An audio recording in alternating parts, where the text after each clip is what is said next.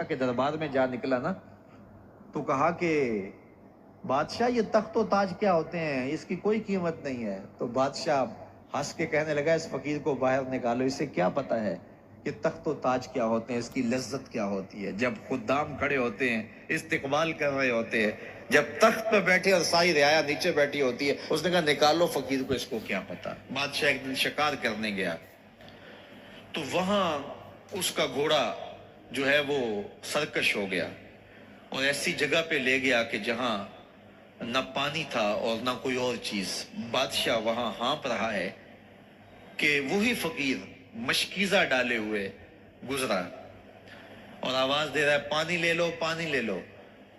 بادشاہ کی تو موت واقع ہونے والی تھی، آخری ہچکیاں تھی تو اس نے آواز دی پانی۔ تو اس فقیر نے کہا کہ ہاں تمہارے پاس ہے کوئی قیمت پانی دینے کی؟ اس نے کہا میں بادشاہ ہوں اس ملک کا۔ اس نے کہا ہوتے ہوگے، مجھے غرض نہیں ہے، میں تو بیچتا ہوں پانی۔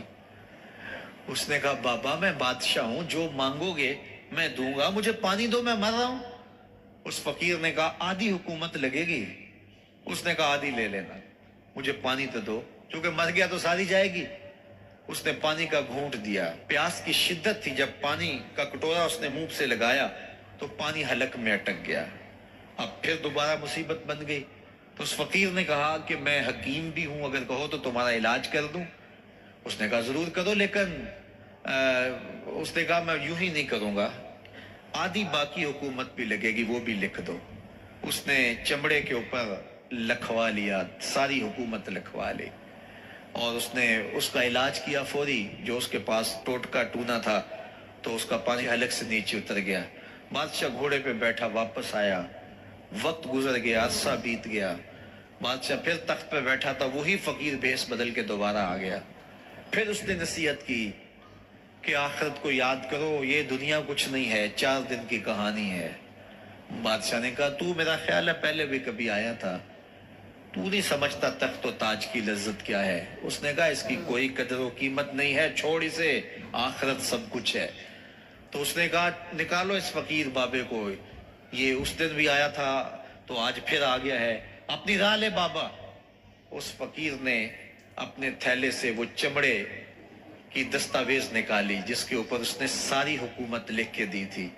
اس نے کہا بادشاہ یہ ہے تیری حکومت کی قیمت، صرف 2 گھونٹ پانی، جس پر تو نازاں ہے، جس پر تجھے فخر ہے، تو قبل اس سے سورج مغرب سے طلوع ہو جائے، توبہ کا دروازہ بند ہو جائے، سانسیں اٹک کے حلق تک آ جائیں اور ہماری زندگی کا دفتر سمیٹ دیا جائے، اور پھر پچھتائیں ہائے جو چند لمحے ضائع کیے، ہائے جو زندگی برباد کی، وہ کیوں برباد کی۔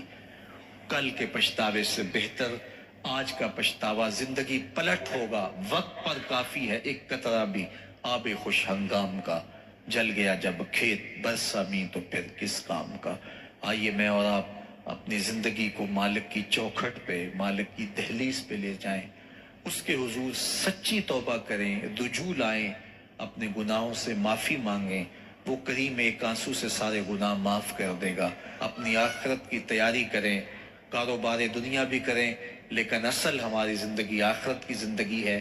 صحابہ کو خندق کھودتے دیکھا تو پیار آیا تو یہی کہا اللہم ان العیش عیش الاخرہ، اے اللہ زندگی تو آخرت کی زندگی ہے، فاغفر للانصار والمہاجرہ، میرے انصار کو بھی بخش دے، میرے مہاجروں کو بھی بخش دے۔ تو اللہ تعالی ہم سب کی مغفرت فرمائے۔